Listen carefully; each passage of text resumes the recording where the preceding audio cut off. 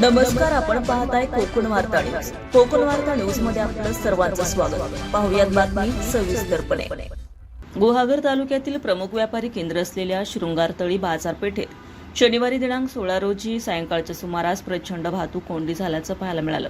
Weekend सुट्ट्यांमुळे कोकणामध्ये दाखल झालेली पर्यटकांची वाहने, त्यातच शृंगारतळी येथील शनिवारचा आठवडी बाजार असल्यामुळे कोंडीत अधिकच भर पडली.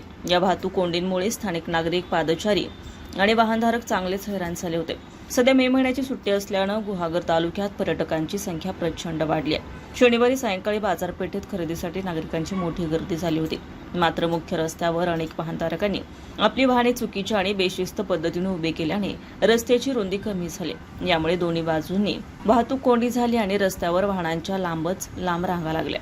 शृंगारतळी आणि या परिसरातील मोठी बाजारपेठ आहे. सायंकाळच्या वेळी येथून मुंबई आणि पुण्याच्या दिशेने जाणाऱ्या अनेक खासगी बसेस सुटतात. या मोठ्या बसेस बाजारपेठेत आल्यानंतर त्यांना पुढे जाण्यास जागा उरली नाही.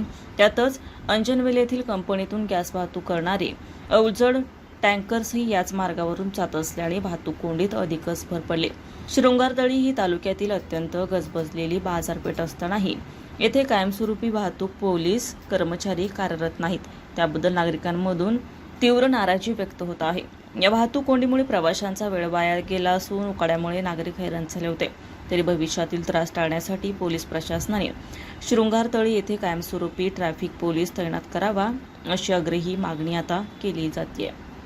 रियाज ठाकूर, कोकण वार्ता न्यूज, रत्नागिरी. ताज्या बातम्या आणि नवनवीन घडामोडी पाहण्यासाठी आजच आमच्या कोकण वार्ता न्यूज चॅनलला लाईक करा, सबस्क्राईब करा आणि बेल आयकॉन प्रेस करा आणि पाहत रहा कोकण वार्ता न्यूज.